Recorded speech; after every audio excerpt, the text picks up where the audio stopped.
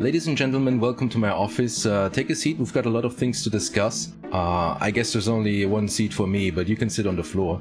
So my recent Furina video did pretty well, and I thought there's even more to discuss about this character, who's about to rerun in a little over a week, and not just to discuss, but also to show this time. In case you didn't watch last week's video, I was going over the reasons why I think Furina is the best character in the game, and this time I'm actually gonna show Furina in action, gonna put my money where my mouth is, so to speak, and show her off in 12 different teams. Not just different teams, but team archetypes. We're going over Melt, Vape, Taser, different Bloom teams, pretty much anything you can imagine. And I'm gonna show off why Furina is awesome in all of those teams.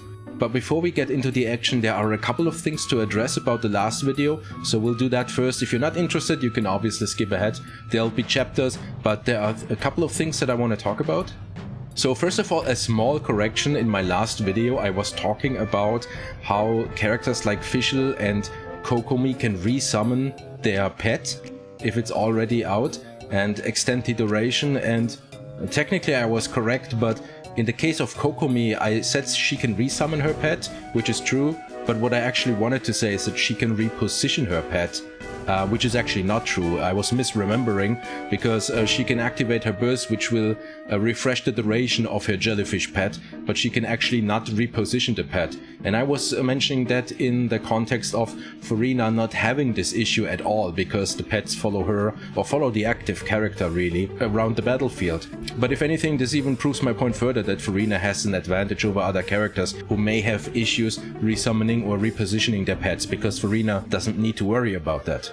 Secondly, the one thing I didn't make super clear, because I thought it was obvious, especially after going over her kit, but Furina's one big drawback is really that she ideally wants to have a healer in her team. But the reason I didn't make a big deal out of that is honestly because if you're like me, then you kind of want to have a healer in pretty much any team anyway, because I hate the idea of taking damage that I can't recover, so I like to run a healer in any team anyway. And then it's not like healers only provide healing to the team. A lot of the time you will bring a healer to a team not because of the heals they provide, but because of other things they may bring to the table, right? So it's not like you gimp your teams by bringing a healer along. These healers are still able to provide a lot of value, plus the healing itself is converted into more damage through the fanfare stacks on Furina. And then another thing that actually escaped my mind when I made last week's video is another benefit. When you run Furina, you are basically able to put the Marechaussee Hunter set on any DPS character you may run. The reason this works is because Furina obviously uses her elemental skill, well, to deal damage, but also to drain the HP of your entire party, and that HP drain triggers the effect of the artifact set. So any DPS character running this set will get a free 36% crit rate, which then allows you to run a crit damage circlet in all cases, a crit damage weapon, not have to build a lot of crit rate substats, and it'll really skyrocket your damage. It probably escaped my mind because I don't like the idea of the artifact set on my DPS character being contingent on me running Furina, but if you don't mind that, absolutely go for it. It's a really strong tactic, and it's just yet another point of why Furina is such an awesome character. But here we are at the Spiral Abyss. And like I said, we're going to show off 12 different teams. This is from the last Spiral Abyss cycle, and we're testing all 12 teams on the 12-1-1 Triple Marku Kenki boss. Now, like I said, we're not just going to show off 12 different teams, but really, every single team that I'm about to show off is a representative of a team archetype. So every team that I'm about to show you, you can build similar teams of that archetype in 3, 4, 5 different ways with different characters, and they'll all be able to perform well. So really, even though I'm showing off 12 teams, they are representative of 30, 40, 50 different teams that you can build with Furina. Because one of the biggest points of my part 1 video of the Furina series was how she is able to fit into nearly any team, and I really mean that, and I'm going to show that off here. And of course, not only can you put her in nearly any team, but she is also very, very good in nearly any team. Of course, keep in mind that I'm about to show off some teams, including some characters that are not fully built and invested in on my account. So if you have better versions of these characters, then you may expect even better clear times.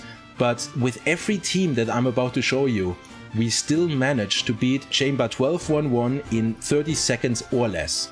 There's only one team where I took a little bit longer, and we'll get to that and get to why that's the case. So I'm not going to go over the artifacts of every character that I'm about to use or that I was using and that I'm about to show you, but I'm of course showing you what my Furina is like, because she's the constant. All her artifact set, her weapon, basically her entire loadout is the same in all of the teams. So she's at Constellation 2, like I mentioned in my last video, but her stats are really nothing crazy.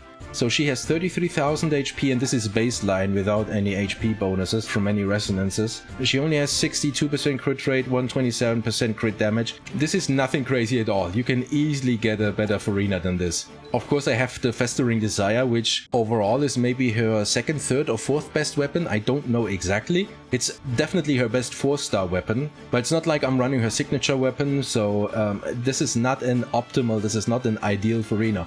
Okay, so let's go quickly over her artifacts. I'm obviously running Golden Troop, which is the best in slot set for her because it improves her skill damage, boosts it even further when she's off the field. But look at this piece, 6.2% crit rate and a bit of HP. The rest is not super important on Furina here. This is not a good piece. This is a better piece. This is actually fairly good, but even here a couple of dead stats with the defense. This is a fairly good piece, but nothing amazing. Maybe the goblet here is actually the best piece, and then the head piece is maybe the weakest piece. This is really not all that great at all. So while I do have Furina at C2, I really don't have amazing artifacts on her, which is why the damage bonus that she provides for my teams is obviously still great because it's boosted by C1 and C2, but if we're talking about her off-field damage, it could honestly go even higher than what it currently is. So if you have better characters that I don't have fully invested in on some of these teams, or if you have a better invested Furina, or even if you're just a better player than me, you can get even better results than what I'm about to show you. Also keep in mind that I'm making a bunch of mistakes, I'm getting hit constantly, I'm not playing optimally at all, and still we're able to beat that chamber very nicely and pretty quickly on pretty much any team you can imagine. You know, I'm not a very skilled gamer. Maybe in other games where I've got time to analyze and think ahead of things, maybe I'm performing a bit better. You know, I can even beat Ophelia stage 3 in Fantasy Beauties if you give me the time. But I'm not great at Genshin Impact, so if you're a better player than me, expect better results than this. Okay, so let's get into the showcase. The first team that we're showing off today is Taser. If you combine Hydro and Electro units together, you obviously create the Electrocharged reaction, which deals periodic damage over time to multiple enemies, and it also occasionally staggers them a little bit. Electro and Hydro elements can exist on an enemy at the same time, which means it's really easy to use the Viridescent Venera artifact set to shred the resistances of both Hydro and Electro on the enemy. You can run this in a bunch of different ways. Here I'm using Raiden Shogun, but pretty much any Electro unit will do as a DPS. You can also instead use your DPS unit as an off-fielder, like Fischl for example, and then use one of your Hydro units as an on-fielder, basically any Hydro unit, even Mona. One of the most popular ways to play Taser actually is to use the Anemo unit as the on-fielder, so Sucrose for example. That's very nice because then you have a very consistent resistant shred through the artifact set and also constant grouping. But yeah, there are so many different ways to play a Taser team, and this is the variant that I'm about to show off.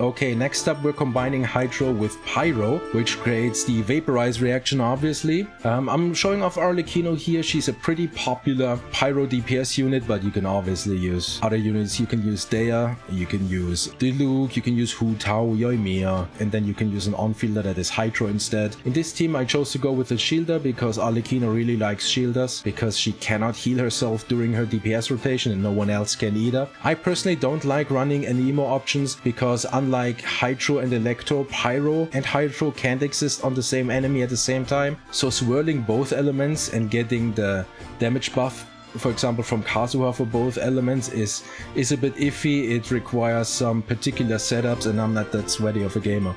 And then I'm using Mona here. She's a nice damage buffer. She can also use Prototype Amber to add some healing to the party, which is nice because it obviously combos with Furina's damage stacks. And then Mona is actually really quite underrated with Arlecchino as well, I think, because a lot of her damage is front-loaded. She does most of her damage at the beginning of her rotation, which pairs well with Mona's short-lived damage buff.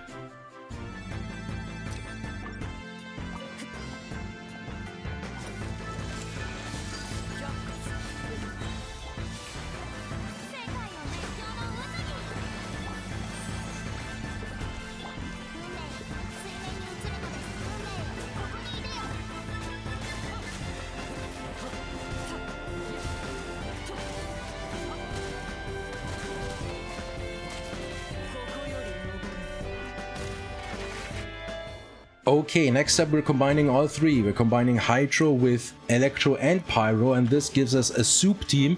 I don't know exactly who coined the term soup. I guess it's just because you throw a bunch of stuff together and that's why you call it soup. So in this team we have Electrocharge happening, we have Vape happening, we also have Overloaded happening, which is Pyro and Electro, and we're swirling all of this. We're not really concerned so much with which element we're swirling exactly, because either way we're benefiting from it. This is really the kind of team where you just turn your brain off and just let things happen. But again, of course, you can do many substitutions here.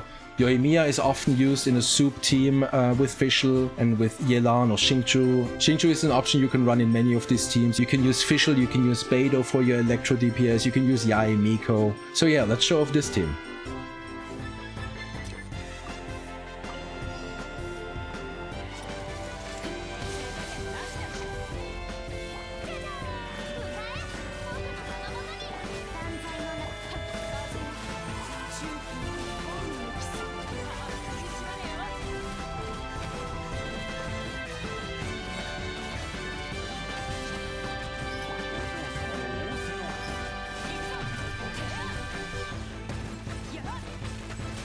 Okay, next up we're bringing Dendro into the mix. So imagine if we had a soup team, but instead of the Anemo unit, we would throw in a Dendro unit, and that would create a Hyperburgeon team. So this is a quite nice team because we have all kinds of different reactions happening here. Hydro and Dendro obviously creates Bloom cores, Dendro cores I mean, and then you can obviously blow them up in two different ways, either with your Electro unit for some single target damage, or with your Pyro unit for some AoE damage, and in this team we're actually doing both. Cookie of course focuses fully on Elemental Mastery on her build. With Dea I don't think I put any Elemental Mastery specifically on her for this team. I went with her regular artifact set, but she does get some free Elemental Mastery from the healer.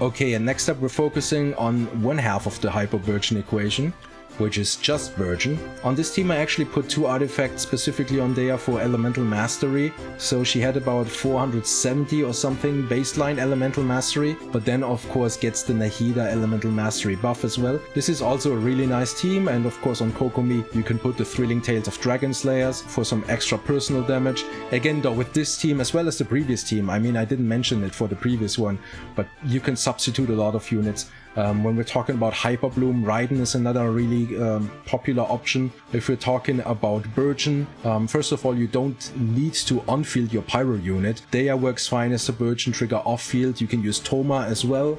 You can just use Toma off-field and instead drive the team with Kokomi or with even Barbara. You've got so many different options to build this team.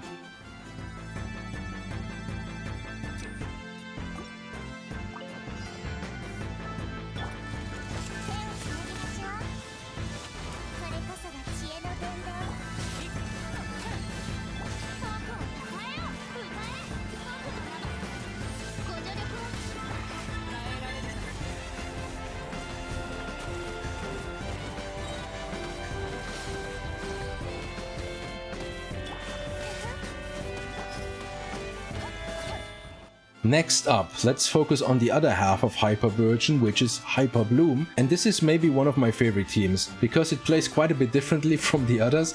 We're using Kirara as an on-field driver, literally a driver, or kind of, I guess, because she's just running around in her catbox form, driving through the enemies, and while that is happening, she's applying a lot of Dendro. Furina obviously turns that Dendro into Dendro cores, and then Cookie blows them up again. And this is one of those teams where Furina's unique strengths actually shine through, because obviously she's a great damage buffer and she's a Hydro applier, but her Hydro is applied even if you're not attacking the enemies with normal or charged or plunging attacks, because Kirara is basically just walking through the enemies, but Furina still applies her Hydro, which is very, very nice. But Hyperbloom, again, can be played in so many different ways. You can use Yao Yao, you can use Baiju. Dendro Traveler is actually really good in a Hyperbloom team, in most Bloom teams actually as well. Again, you can use Raiden instead of Cookie. Raiden has the advantage that her Electro is applied even at a range, so that's really nice. So let's show this team off next.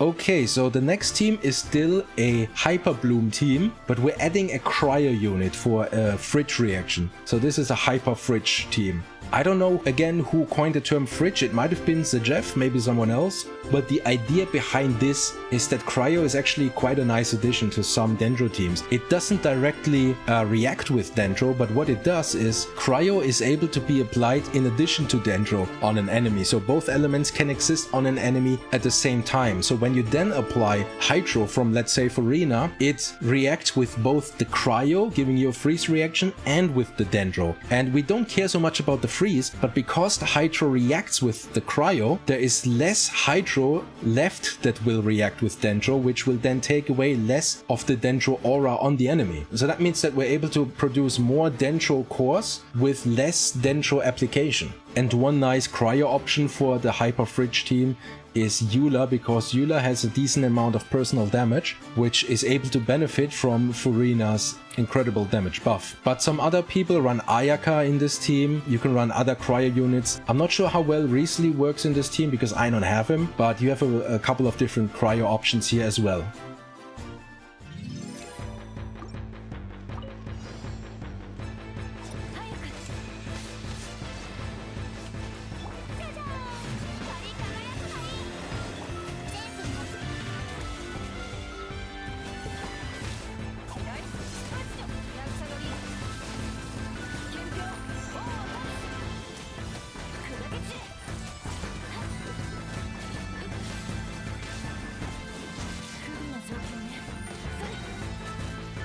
Okay, next up we're using the new character, Glorant, in a Quickbloom team. This is yet another Bloom variant, and I believe there's one more Bloom variant after this, but then we're done with the Dendro stuff. But Quickbloom is basically the idea that we are triggering some Bloom cores, because there is some Hydro application, but we're also focusing on Aggravate. Beidou is really nice, honestly, because she does provide a little bit of a shield for Glorant, and it's not a strong shield, it's probably among the weakest shields in the game, but it will absorb 1 or 2 hits depending on what hits they are, how strong they are, which adds just a little bit of survivability and interruption resistance to Glorant. Keep in mind, her damage rotation is pretty short at 7.5 seconds, and on top of that she also has a lot of mobility in her kit, so she doesn't necessarily need to be protected from a lot of hits. So being able to take 1 or 2 hits, Beidou's shield is actually pretty nice.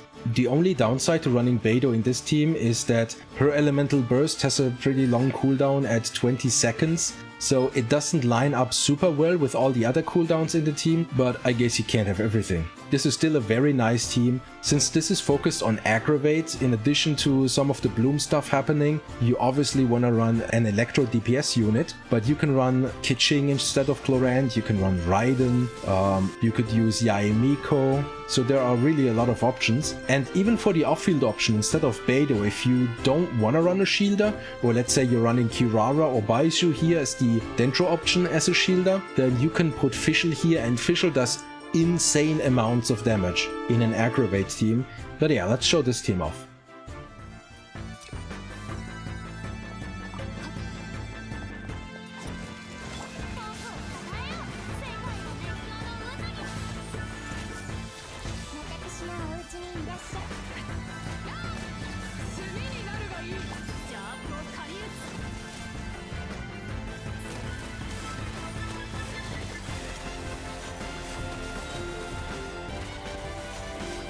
Right, last but not least, for the Bloom options, we have a Nilou Bloom team. This is also sometimes referred to as a Super Bloom team. A Nilou brings most of her value to the team when you have nothing but Dendro and Hydro units in your team, because then she transforms regular Dendro cores into bigger cores that will explode for more damage and will also explode more quickly. You have so many different options of running this team. For the Dendro option, Nahida is obviously very strong, but so is Baizhu, so is Dendro Traveler, Yao, Kirara. For your Hydro options, you've got many different ones. You've got Xingqiu, you've got Yelan that you can run here. Kokomi is nice because you want to have some healing, because obviously the Dendro explosions will deal personal damage to you as well. You can run this triple Hydro, triple Dendro. You can run 2 Dendro, 2 Hydro. The Hydro units are the ones triggering most of the reactions in a Nilou Bloom team, so you want to put a good amount of EM on at least one of your characters, in this case here on Kokomi. Because I'm running triple Hydro here, if you do the same, you have to be careful that you occasionally switch back to your Dendro option, because otherwise the Hydro application will overtake the Dendro application,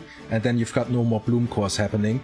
But with Kokomi and Nahida, there's really not much of an issue. This is maybe the team where Furina adds the least to the team, because there's the least amount of personal damage happening, so her massive buff is not as important as on other teams. But even here Furina works really well, because again she still provides that unconditional Hydro application, and you can see the team does exceptionally well regardless.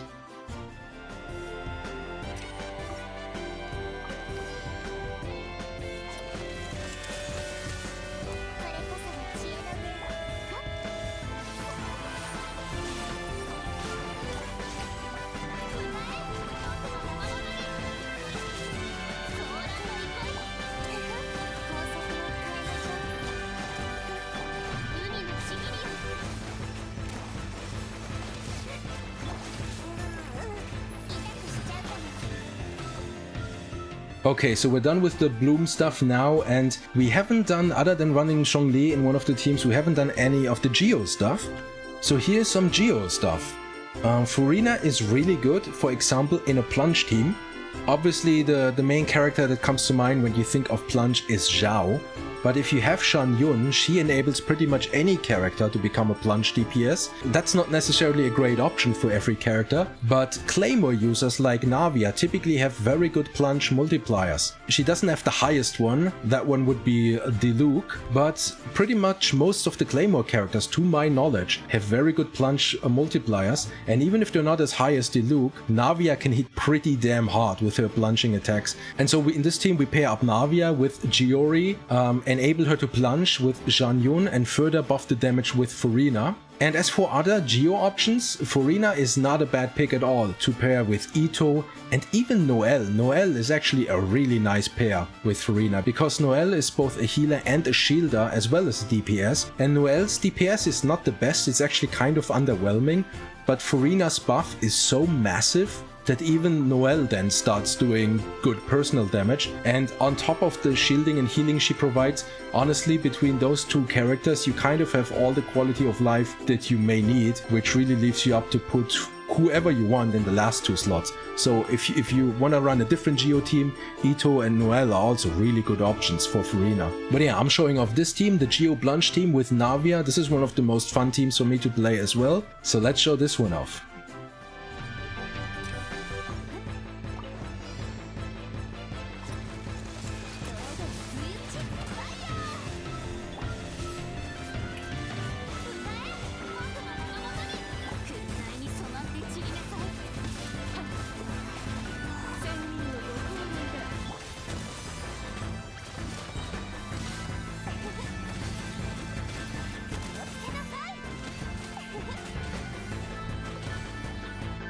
Okay, the penultimate team. Here we've got a Hypercarry team. The point of this team is to basically pick your favorite or your strongest DPS unit. In my case, it's my C3R1 Raiden, but in your case, it could be Novelette, it could be Arlecchino, it could be Alhaitham, maybe someone else, I don't know. But the point of this team is to just buff the damage of the on-field DPS unit as much as possible. Obviously, the biggest buff in the game is Furina's, so we're using Furina in the team.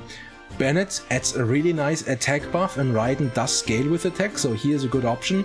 And then last but not least, I went with Kujo Zara, which adds another really nice attack buff, and at C6 of course also the crit damage bonus for electro damage, which obviously pairs amazingly with Raiden. If you're not using Raiden here, if you're using another character, you can also run Kazuha. Make sure that you're swirling the right element, and he will provide the additional elemental damage bonus. If you don't have Kazuha either, another good option for some of the on-field DPSs in a Hypercarry team is Mona, because of the 5-second insane damage buff that she can provide. So if you have characters with a short on-field rotation like Raiden, Mona will buff most of her damage. And then you also have the option of running specific buffers like Farusan for a Nemo damage, or maybe Goro if you're running a defense scaling unit. And you even have the option of running a generic catalyst user.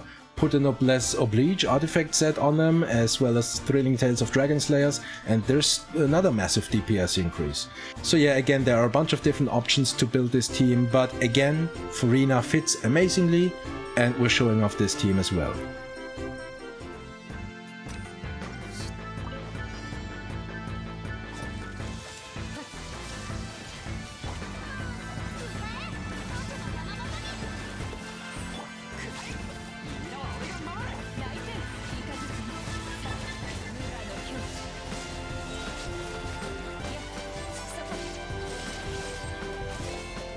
Okay, and the final team for this video that I'm about to show off is our freeze team, and this is the only team that took a little bit longer than 30 seconds to clear the chamber. That's for two reasons. Number one, you cannot freeze the triple Magu Kenkis, so freeze is not really the best option to use in that chamber. And then on top of that, Ayaka is also not the best character to use in that chamber, because trying to get all three Magu Kenkis to keep standing in her elemental burst is really quite annoying. So I didn't go for too many attempts. So with this team we took a little bit longer, maybe 5 seconds longer than the 30 seconds, but that's not too bad either. Considering that both Ayaka and Freeze are not good options for this chamber, I'm actually pretty happy with the time. For Freeze teams here, you can of course run other options as well. Instead of Ayaka, you can run Riesli, you can even run Rosaria as a 4-star.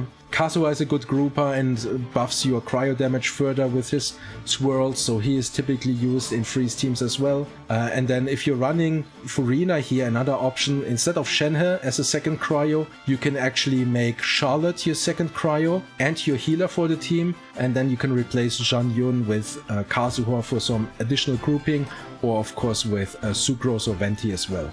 So yeah, the last team for today, take it away, Furina.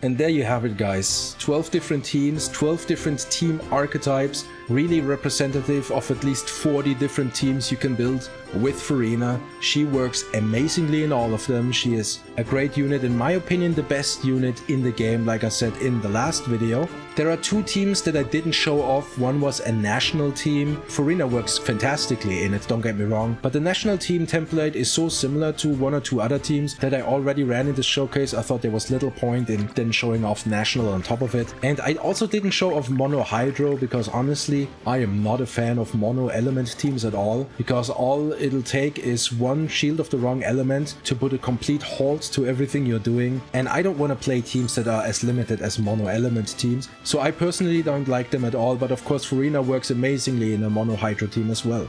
So yeah, that's my Furina showcase. In my opinion, the best character in the game as of right now. If you don't have her yet, and if you are interested in making your account stronger, I recommend you pull her. If you don't have her C1 or her C2 yet, those constellations are highly worth it.